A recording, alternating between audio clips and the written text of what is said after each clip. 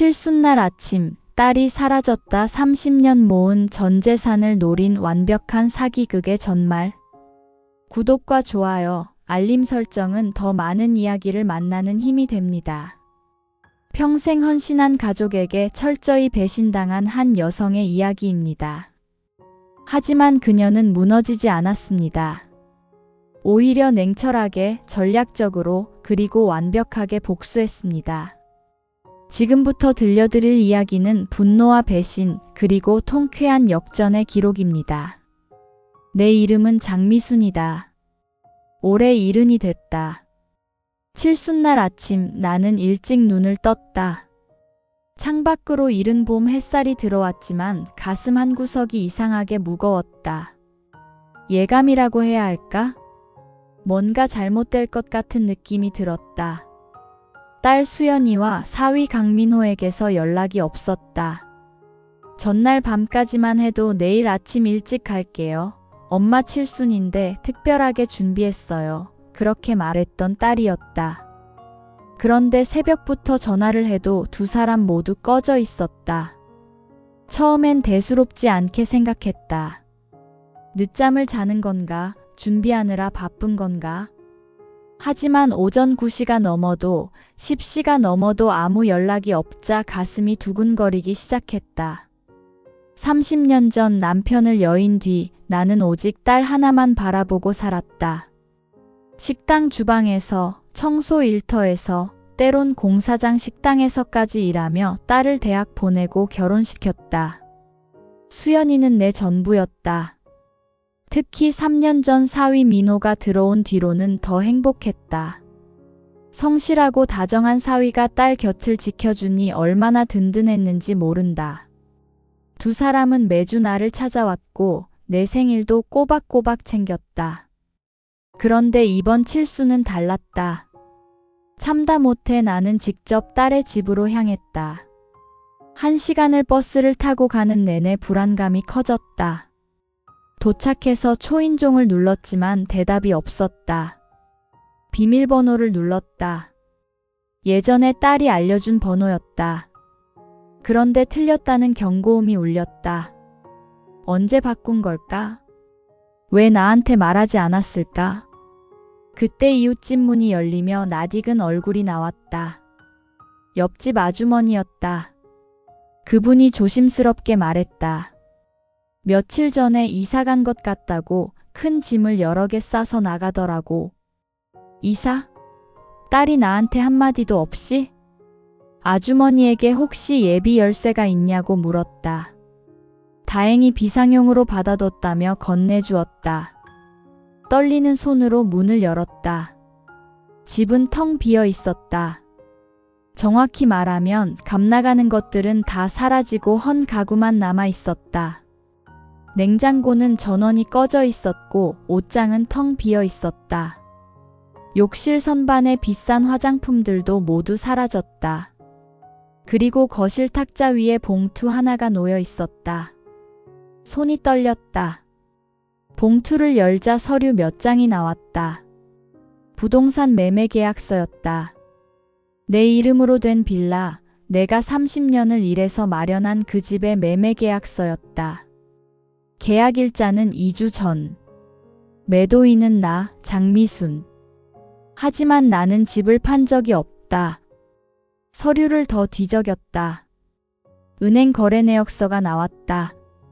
4명의 정기예금 2억 원이 해지되어 있었다.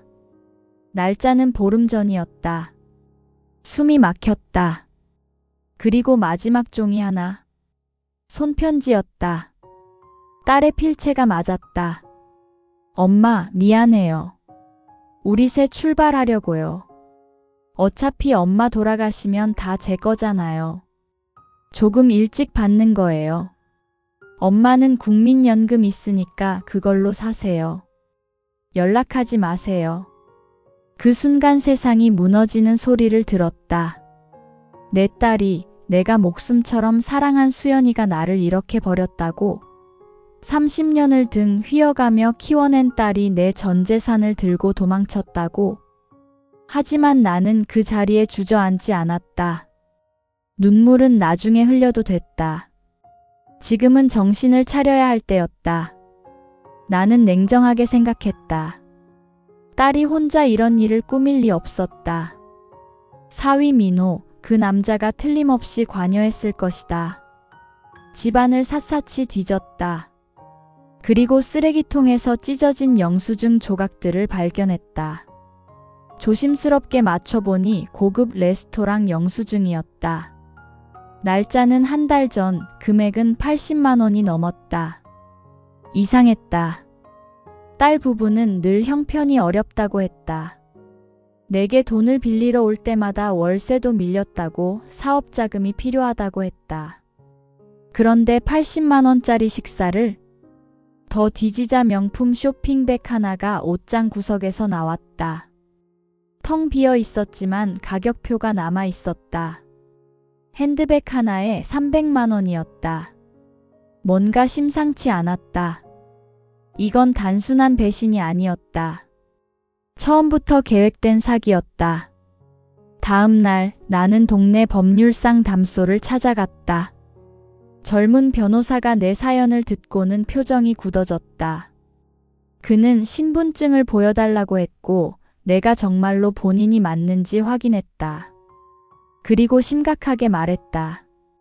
이건 명백한 문서위조 및 사기라고, 당장 경찰에 신고해야 한다고. 나는 물었다. 내 돈을 되찾을 수 있냐고. 집은 되찾을 수 있냐고. 변호사는 조심스럽게 대답했다. 집은 아직 소유권 이전이 안 됐으면 막을 수 있다고 했다. 하지만 예금은? 이미 인출되어 쓰인 돈은 되찾기 어려울 수 있다고 했다. 그 순간 결심했다. 나는 당하고만 있지 않을 것이다. 변호사의 소개로 사설 탐정을 만났다. 40대 중반의 냉철한 인상의 남자였다. 그는 내 이야기를 듣고는 곧바로 수첩을 꺼내 메모하기 시작했다. 딸과 사위의 사진을 건넸다. 그는 사진을 보더니 이상한 표정을 지었다. 혹시 사위 강민호라는 사람 직업이 뭐라고 하던가요? 그가 물었다. 무역회사 다닌다고 했다고 답했다. 그러자 탐정은 고개를 저었다. 이 사람 전에 본 적이 있는 것 같다고 좋지 않은 쪽으로 그렇게 중얼거렸다. 며칠 뒤 탐정에게서 연락이 왔다. 만나자고 했다. 그의 사무실로 갔더니 책상 위에 서류들이 쌓여 있었다. 그리고 그가 보여준 진실은 상상을 초월했다. 강민호는 가짜였다. 본명은 따로 있었고 전과 3범이었다. 사기, 횡령, 문서위조. 그는 전문적으로 중년 여성이나 외로운 노인에게 접근해 재산을 가로채는 수법으로 악명 높은 사기꾼이었다. 그리고 더 충격적인 건 내 딸 수연이가 그와 짜고 나를 속였다는 거였다. 탐정이 보여준 CCTV 영상에는 두 사람이 고급 호텔 로비에서 다정하게 걷는 모습이 찍혀 있었다. 날짜는 1년 전이었다. 내게 형편이 어렵다며 돈을 빌리러 오기 한참 전부터 두 사람은 이미 이런 생활을 하고 있었던 것이다. 탐정은 더 많은 증거를 보여줬다. 해외여행 사진, 명품 쇼핑 영수증, 고급 레스토랑 예약 기록. 모두 내게 돈을 뜯어낸 직후의 날짜들이었다. 내 딸은 처음부터 나를 이용할 생각뿐이었다. 하지만 나는 무너지지 않았다. 오히려 차갑게 식어갔다. 슬픔은 분노로, 분노는 냉철한 계산으로 바뀌었다. 탐정과 변호사의 도움으로 계획을 세웠다. 먼저 집부터 지켜야 했다. 변호사가 법원에 처분금지 가처분을 신청했고 다행히 받아들여졌다. 딸과 사위는 더 이상 내 집을 팔 수 없게 됐다. 그 다음은 두 사람을 찾는 일이었다. 탐정은 놀라운 능력을 발휘했다. 카드 사용 내역과 CCTV를 추적해 두 사람이 제주도의 한 리조트에 숨어 있다는 걸 알아냈다. 내 돈으로 제주도에서 호화로운 휴가를 즐기고 있었던 것이다. 이제 덫을 놓을 시간이었다. 탐정이 묘안을 냈다. 두 사람에게 가짜 정보를 흘리는 것이었다. 내가 급병으로 쓰러져서 위독하다는 소식을 흘렸다. 그리고 내 집 소유권이 곧 병원에 넘어갈 위기라는 거짓 정보도 함께. 미끼를 물었다. 이틀 뒤 딸과 사위가 서울로 돌아왔다. 탐정의 사람들이 공항에서부터 미행을 시작했다. 두 사람은 곧장 내 집으로 향했다. 그리고 나는 경찰과 함께 그곳에서 기다리고 있었다. 현관문이 열리는 소리가 들렸다. 딸의 목소리가 들렸다. 엄마가 정말 위독하대. 빨리 서류 찾아서 처리하자. 그렇게 말하는 소리가. 그 순간 나는 어둠 속에서 걸어 나왔다. 딸의 얼굴이 새하얗게 질렸다. 사위는 도망치려 했지만 경찰들이 이미 포위하고 있었다. 딸이 나를 보고 울먹이며 말했다. 엄마, 이게 아니라고, 오해라고, 우리는 그냥 엄마 집을 정리하러 온 것뿐이라고. 나는 차갑게 대답했다. 그래, 내 집을 정리해서 팔아먹으러 왔지. 그렇게 말했다. 경찰이 두 사람을 체포했다. 사기, 문서 위조, 절도 혐의였다. 사위는 끝까지 발악했지만 소용없었다. 탐정이 확보한 증거들이 차고 넘쳤다. 딸은 끌려가면서도 나를 보며 소리쳤다. 엄마, 어떻게 친딸을 고소할 수 있냐고, 그렇게 매정할 수 있냐고. 나는 대답하지 않았다. 대답할 가치도 없었다. 재판정에서. 재판은 빠르게 진행됐다. 증거가 명백했기 때문이다. 사위 강민호는 징역 5년을 선고받았다. 전과가 있어 형량이 높았다. 딸 수연이는 징역 3년, 집행유예 5년을 받았다. 하지만 진짜 문제는 돈이었다. 2억 원은 이미 다 써버렸다. 해외여행, 명품 쇼핑, 고급 레스토랑. 증거로 제출된 영수증들만 해도 수백 장이었다. 변호사가 말했다. 손해배상 소송에서 이겨도 실제로 받아내기는 어려울 거라고. 둘 다 재산이 하나도 없다고. 그래서 나는 다른 방법을 택했다. 딸이 집행유예로 풀려나던 날 나는 그 앞에서 기다리고 있었다. 딸은 나를 보고 울먹였다. 엄마라고 불렀다. 미안하다고 했다. 용서해달라고 했다. 나는 서류 봉투를 건넸다. 채무 확인서였다. 채무자 강수연, 채권자 장미순, 금액 2억 원. 딸의 얼굴이 굳어졌다. 이게 뭐냐고 물었다. 나는 차갑게 말했다. 네가 쓴 내 돈, 네가 갚아야지. 그렇게 답했다. 딸이 항변했다. 돈이 없다고 어떻게 갚냐고. 그래서 평생 갚으라고 했다. 한 달에 얼마씩이라도 입금하라고. 내가 죽을 때까지 갚으라고. 그것이 내가 치러야 할 죗값이라고 말했다. 법은 내게 관용을 베풀었지만 나는 베풀지 않을 거라고. 그로부터 2년이 지났다. 나는 내 집으로 돌아왔다. 처분금지 가처분 덕분에 집은 무사했고 사기 계약은 무효 처리됐다. 딸에게서는 매달 50만 원씩 입금된다. 어디서 일하는지 모르겠다. 궁금하지도 않다.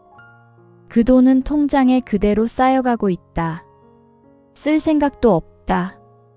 그냥 딸이 평생 자기 죄를 기억하며 살기를 바랄 뿐이다. 2억을 다 갚으려면 30년이 넘게 걸릴 것이다. 아마 내가 살아있는 동안에는 다 못 받을 것이다. 하지만 상관없다. 이건 돈의 문제가 아니니까. 이건 배신에 대한, 배은망덕함에 대한, 그리고 노인을 만만하게 본 것에 대한 대가니까. 나는 지금 평온하다. 아프지도 외롭지도 않다. 오히려 홀가분하다. 30년을 키운 딸이 아니라 30년을 속인 사기꾼을 제대로 응징했으니까. 이게 내 이야기의 전부다. 어떤 사람들은 말한다. 그래도 친딸인데 너무 매정하다고. 하지만 나는 묻고 싶다. 친딸이라는 이유만으로 30년 인생을 갈취당하고 거리에 내몰려도 용서해야 하는가? 나는 당하지 않기로 했다. 싸우기로 했다. 그리고 이겼다. 여러분이라면 어떻게 하셨을까요? 댓글로 여러분의 생각을 들려주세요. 이 이야기가 도움이 되셨다면 구독과 좋아요 부탁드립니다. 여러분의 관심이 더 많은 이야기를 나누는 힘이 됩니다.